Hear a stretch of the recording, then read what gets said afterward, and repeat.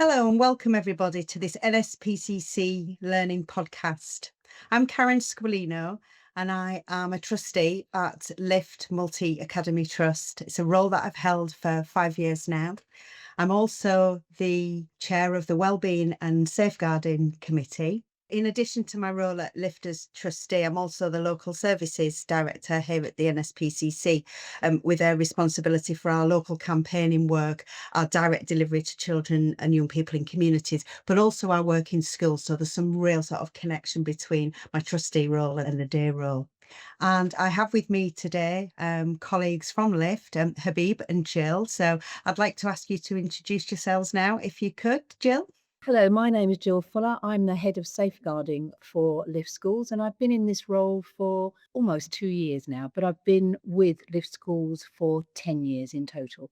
Hi there, I'm Habib Hussain. I'm a deputy head teacher at a school in North London called Elwood Academy, but I also do a regional role for Lift Schools, and I oversee London and South. And I'm really excited to be talking to Habib and Jill today, because there's some really great work going on at Lift, and we thought this would be a wonderful opportunity to share what we're doing at Lift around safeguarding and wellbeing. I think the listeners are going to be really interested to know more about the roles and responsibilities of a multi-academy trust when it comes to safeguarding pupils in their schools. And just by way of context, Lift, we've got 57 schools and around 34,000 children. So Jill, could you just give us an explanation around that? Yes, so I can. And I think what's important is that multi-academy trust schools have the same statutory responsibilities for safeguarding as any other school. So we are governed by statutory documents, keeping children safe in education, which is updated annually, and also working together to safeguard children.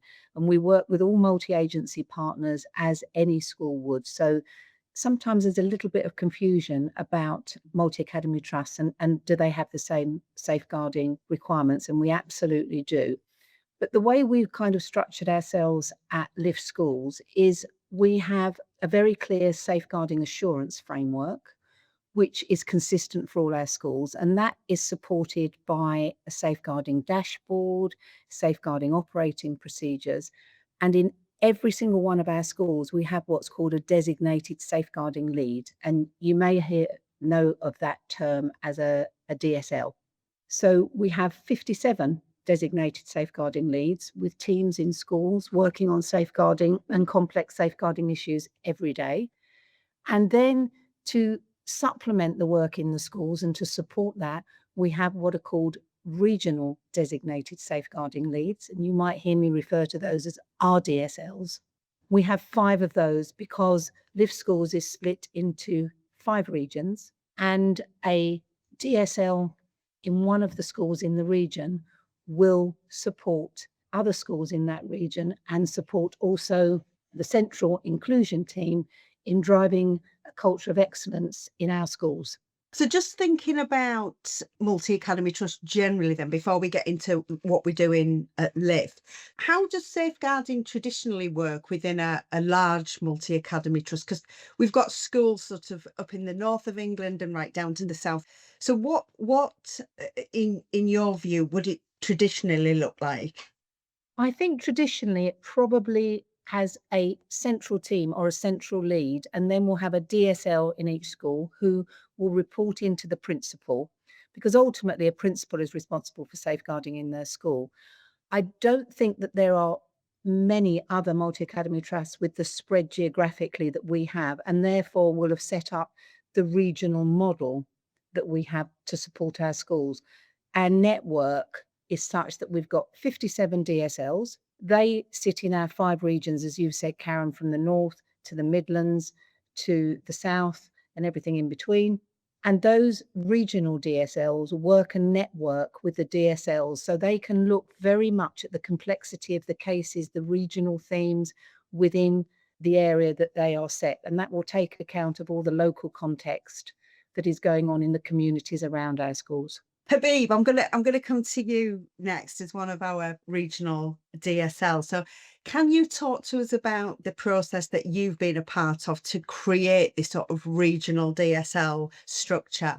And then I'd be really interested to sort of understand more about what it looks like in practice on the ground. Yeah, sure. I've been with Elwood Academy, which has been part of Academy's Enterprise Trust and now Lift Schools for 19 years, my 20th year. And I've been DSL now for over 10 years. And about 3 years ago, I was approached by Jill and the Trust because we obviously wanted to look at this regional model. And we talked about why that would be a great idea. And before we set up this model, schools were kind of working in silos, even though we're part of such a huge trust, which you've just kind of adhered to, 56 schools and so many students. And we had schools within a 2-mile radius of my school, but I didn't know who those DSLs were. And we would only reach out to Jill in crisis.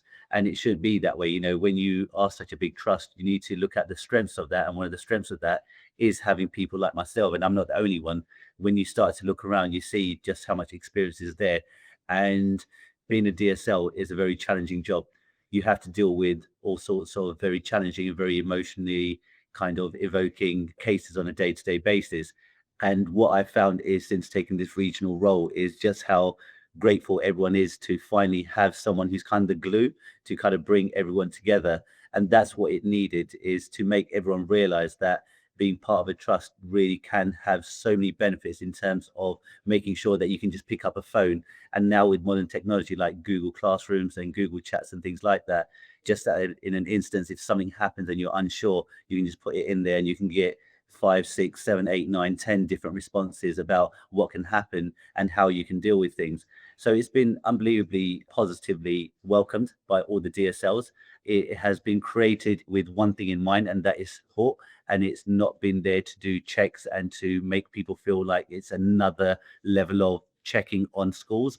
It is there as a support, and it is as and when you need. But we also got a model where I go and see every school at least once a term, and all the other regional DSLs do the same thing as well. And if there are any areas of improvement, then everyone is grateful to have a friendly face come along and work with them. So you don't just tell them this needs doing, you can actually work with them to get the improvements and move from that compliance to excellence. And everyone, all the schools that the regional DSLs have worked with, you can look at the track record in terms of all the kind of people visits and all the inspections and everything have been unbelievably positive, in terms of outcomes. So it shows that it's working in terms of the feedback, but also when we have external audits and visits, the outcomes are clear for everyone to see as well. Right, so real early evidence that it's making a difference for children and young people. So hearing from you there about the impact of having that collective there, that being sort of mobilised by the centre and supported by the centre. Did you have any challenges in terms of recruiting to the regional DSL post? Because they're quite meaty jobs, aren't they? They're quite big jobs. Just talk to us about what it looked like bringing the regional DSLs in, Jill. Clearly, the regional DSL has got to have credibility and experience. I mean, that's the most important thing, because for all that Habib has said, they have got to be out there and actually bringing in that improvement and impact with the DSLs that they're working with. So we advertised the secondment, and we did. I think we needed to contact DSLs to outline the role, because when you just put out as a regional DSL, here's a spec, here's a bit of an advert or some wording, I think a lot of DSLs wanted to know what that meant, and also what it would mean for them being out of their school for a day a week. Because, as we've said, we have 34,000 children and young people in our schools. Schools are a universal service, though children are in school all the time. And obviously that safeguarding role in a school is absolutely crucial. I think it was that discussion around what might it look like if they were out, a DSL was out for a day a week, and would the safeguarding in the school not suffer any detriment. But no, we did successfully recruit in every region. And we also have primary and secondary phased regional DSL. So the team is a mix of primary and secondary. And that's been really, really important, because if we have a particular, say, critical incident, something that is really very serious in a school that has happened, because it's in a region, it doesn't mean that we won't draw on another regional DSL who has really specific topic knowledge.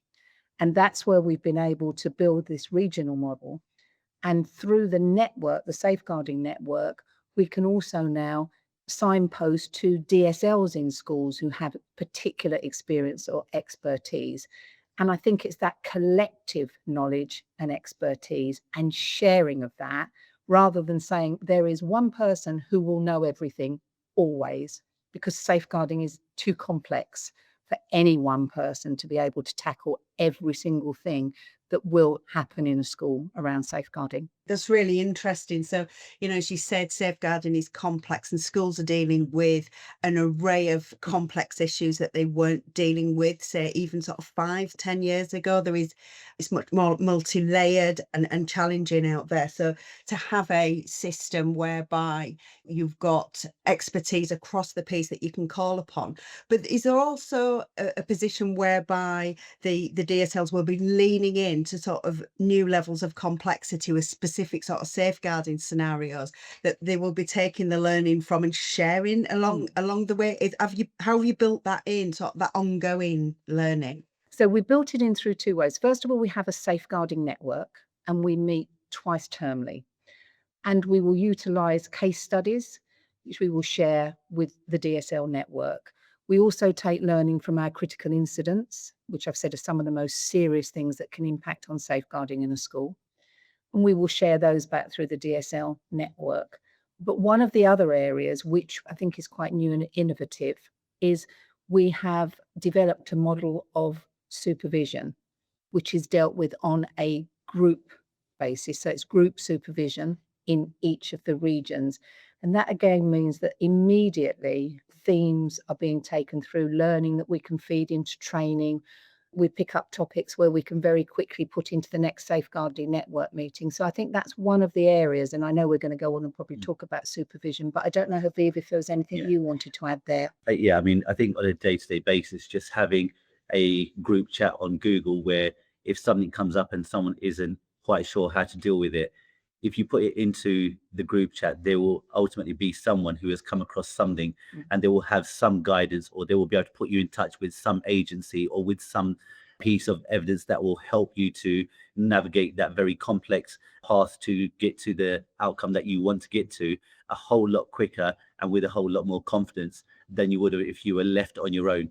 But also with myself and all the other regional DSLs having their phone number. So in that real kind of moment of need, you can just pick up the phone and just say, Habib, I need this. And if I can't answer it, then I can put it out to the other regional DSLs. And suddenly you've got DSLs up and down the country. And I can virtually guarantee that someone across that network of 56 or how many other DSLs that we've got up and down the country, someone will be able to say, I can help you right now. And you will have someone who's got very good expertise and will have dealt with something very similar. It might not be exactly like that, but we'll be able to talk you through step by step and make that person feel reassured. They won't do it for them.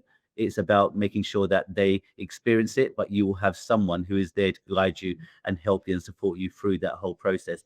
And then ultimately it is through what George has talked about, during our supervision, the feedback that we have got on the back of those first supervision sessions has been that people are so grateful and just see how powerful that is to share and understand what goes on, and you start to link the common themes, especially because we're in a region. We can start to contextualize what are those themes and what can we do as a region, but then maybe even as a trust to start putting in that network of support around key themes and key ideas and key problems and issues, and make sure that we tackle them as a whole rather than individuals. Great, sort of that collective resource there. So not reinventing wheels every time there's a different issue in the school. So what I'm hearing there is regional DSL is sort of connecting that and being a sort of a conduit to information sharing across the piece. So Jill, could you talk to us a little bit more about the supervision model that you've implemented? As you know, most people dealing with safeguarding have some form of supervision. But when we looked at this as a trust, as a network of LIFT schools, we saw lots of different models that were probably pulled together either as online or had been based on a social work, children's social care. And there was nothing bespoke to education, which actually looked at the role of a designated safeguarding lead in education. So we, just over a year ago, trained all our regional DSLs and DSLs in our own bespoke supervision model, specifically for education and schools. And from that, we now have what Habib has referred to as group supervision. We have a process and program. The benefit of that is every single DSL is able to access supervision. We have a way of recording it and the actions from it. I think the most important thing is it's dedicated time for a designated safeguarding lead in a school to reflect. So not always to deal with something immediately, as they very often have to, and react. They are able to bring their cases, and these are their complex cases. They are able to reflect, look at the learning they get from it, share that learning, and then collectively agree actions or review the actions that they've already taken. And the DSL's well-being is also supported through this because they are able to just reflect, have some space and dedicated time. And I'm going to pass to you, Habib, because you've actually run a group supervision session. Yeah, I mean, what I would say on the group supervision is that, like I said, I've been a DSL at school for many years, and it can be a lonely place. It can be a very, very stressful place when ultimately you're making decisions that could have, significant impact on the lives of these young people. And I honestly believe that it was very, very important to get everyone into a room face to face. And initially it was a bit of, well, that's a long way to travel. But after 3 hours of our session, at the end of it, every single person said they couldn't wait for the next session. It really showed the power of it. And it was very emotional. I don't think people have ever been in a room and actually been asked to talk through their most difficult and most challenging cases that they've ever encountered and given the opportunity to kind of reflect on their practice. I think it was just refreshing for our DSLs to know that they have people who care and who understand and who can offer help and advice. We look at how things can be done differently, sometimes better. There are common themes and common traits around what are going on in our region. And if we didn't have this model, that may never have been picked up on. And we already started to work on, there's certain schools. So we've got 3 special schools who are in the same region, but I didn't even know who the DSLs were. And after that supervision session, all 3 of them have been in regular contact and are now sharing practice and are sharing experiences and asking advice of one another. And they've been doing that regularly over the last 6 or 7 weeks. So on the back of that one session, there was so much positivity and people really felt almost rejuvenated, and making them feel like there's people at trust level that do care and that we do want the best for them and we are looking out for their well-being as well. It's brilliant to hear from you both about the impact that you're seeing already and the willingness of staff to engage within that, and they can see the benefit. I'd like to ask you both about challenges to that because, it has been quite a shift in models. When you're operating within a single school, but knowing that as part of a multi-academy trust, there is a centralised structure. But what you've done here is really regionalise that support. So you talked earlier about recruiting to those designated safeguarding, the regional post, but how did you bring the school on board with, okay, we're going to be working more in a regional way around safeguarding now to strengthen it? How was it sort of sold into the school? How was it presented? And I'm thinking particularly about, there will be other people from other multi-academy trusts thinking now, okay, we might want to think about this. So I just want to dig into some of the challenges and how it was communicated and how you sort of brought people along with you. In terms of getting on board and looking at this in terms of a region, I mean, it wasn't really a hard sell. It was, we are buying into something or buying into a model where we are getting all of this network and all of this support and all of this experience, and it's not costing us anything. It's there for us. And it's just about creating the links with us and other schools. And the most amazing thing on the back of that has been, is that although this started off as a regional DSL role, the amount of people that I put in contact at schools to create different networks now, to make sure that this contact between academies is not just for safeguarding reasons, it kind of goes beyond that now. When we start looking at trauma-informed practices in terms of behavior, although I go in there with the hat of a regional DSL, part of the visit is that I will offer to look at attendance, how people are registered and then deregistered, and make sure that processes and systems are in place for that. I will offer to look at people's behavior policies to make sure that they are inclusive, and make sure that we're looking at how suspensions are given and how we can reduce those. So it has been one step, but it has led to so many different conversations happening with other schools. In terms of going into other schools, the big challenge was, I'm a DSL, I'm a deputy head at a school. I was going into some schools where the DSLs are head teachers. So I went in there and I had to kind of remind myself that this is the head teacher and this is a new role. And I had to go in there and I had to convince people that I'm not there to spy on people. I'm not there to check up on people in that sense, that this is a supportive measure and that we're trying to create a network to help not only support you, but you might be able to support me and other people as well. That's what safeguarding is. It's about learning. But I think the other thing that gave real credibility was that a regional DSL is a designated safeguarding lead DSL in their own right. They are in a school every day dealing with those issues. So it's not somebody, say, from a central team that might be perceived as, you sit in an office somewhere and you don't see these children, young people every day and their families, because I think that's the other important thing. Designated safeguarding leads in schools and the regional DSLs in schools see the young children and their families regularly. They know the families, they know the communities. And I think the regional DSLs bring that credibility when they go out and do these visits, because they live and breathe those jobs themselves in their schools every single day. It certainly, from listening to you both speak, it certainly feels like something that is being responded to really positively, and the opportunity there to share information amongst professionals to assist in defensible decision making. And so, that it will serve to sort of strengthen the safeguarding across the Academy Trust. And the reason we wanted to do this podcast, and Jill and I, you and I spoke about it, didn't we, was because this is about sharing with other multi-academy trusts about, what we're doing at Lift. And it's really great to hear about how this has landed and the impact that it's having. But what would you share from your own learning about putting this process in place with other multi-academy trusts that will be listening, thinking, right, we may want to do something similar? What are the watch outs with this? I think the most important thing is we didn't want to be perceived as another tick box checking. We didn't want this team to be, we're coming in to do more checks. So when we do those checks, I think it's very important how you communicate that out and the framework that a regional DSL has when they go into a school.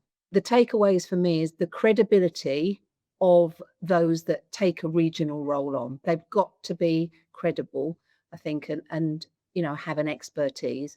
It's got to be communicated really clearly and effectively about what that role is, and that it's a supportive role, and it's one where you build trust, because I think that's really important. And it's not around, we're coming in to catch you out. It's supportive. It's about developing, sharing and learning around safeguarding.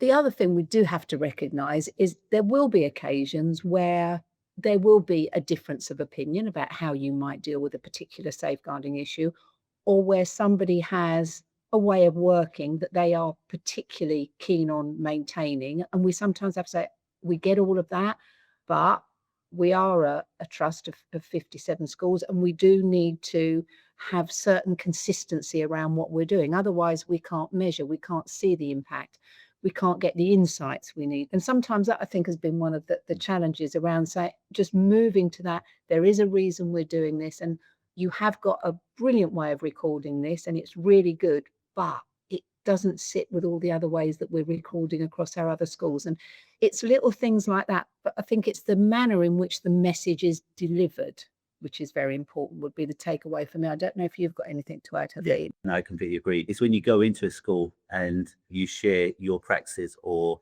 practices that you've found or that have been agreed that if you follow this, you will be compliant. And if you go above and beyond this, you will be making your way towards excellence. And sometimes people who have worked incredibly hard on some systems and they might have created something that they feel is fit for purpose, and they find it difficult to let go. And you have to be very sensitive to that, and you have to give people transition time. So sometimes you can't just go in and say you have to do it now, here, right now. You can't have those hard and fast deadlines that this is going to happen this way when I say so, unless it has to be done. Obviously, if there's a real concern, then you have to make someone understand. But there has to be that transition period, and you have to be sensitive to the fact that people work incredibly hard. Anyone who's dealing with safeguarding works incredibly hard, and they do things with the right intentions. And sometimes when you show people a different way of doing something, sometimes it lands well and people can see that this is going to work better and they welcome it with open arms. But sometimes people feel that this is just a different way of doing it, and they don't understand that because we are part of a trust and we need that consistency to be able to measure impact across the academy. And you have to make them understand the kind of bigger picture, not just on a school level, but on a trust level. That was something that in some areas took a little bit more work. You do need to spend a bit more time and make people understand why you're doing what you're doing. It's not just to be difficult. It's not just a tick box exercise. It is there to make sure that all of those checks and balances are in place. And this is ultimately going to safeguard you when it comes to making those decisions, when it comes to those really complex cases, to make sure that you've got all of those different layers of checks to make sure that you ultimately get to the right outcome, but also to make sure that there's logic and you follow the correct sequence to get to that. We have got certain pro formas that we now ask all of our schools to use. We have a dashboard and key areas such as CPOMs. We use a platform called CPOMs to record and monitor trends and to record any safeguarding issues. We also have a dashboard where we record all of our alternative provision students to make sure that we track and monitor, and just because they're out of sight, they're not out of mind. So there's crucial areas that we do insist that all of our schools follow a certain process and make sure that we all are doing the same things to ensure consistency, but also to make sure that we are compliant in all those areas and that there isn't any question if we do have any visits or any inspections. One of the other things around having so many schools, which is really good, is each of them has a slightly different structure. So there's no one model because the structure will be built up on the resources in the school, the number of pupils, all kinds of things. One of the things that we bring through this framework is what we call an inclusion team, because safeguarding doesn't sit on its own, and Habib referred to this as a silo. It does cross over with attendance. It does cross over with the PSHE curriculum. It does cross over with behaviour. It does cross over with SEND. So it's really, really important that each of those moving components understand their role in safeguarding. And we've done a lot of work around those operating models and structures in schools. We haven't changed the structure necessarily. It's more about bringing that as an inclusive team.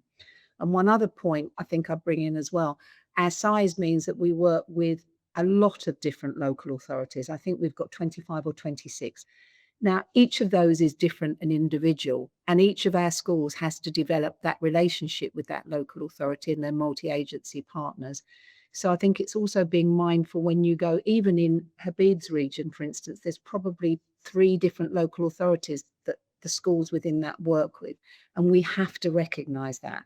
I wouldn't call it a challenge, but it has to be recognised, and we have to work within the constraints of that local authority and their escalation, which is something when you have a very, very complex case where you might be escalating up through a range of multi-agency partners, and we mean by that children's social care, police.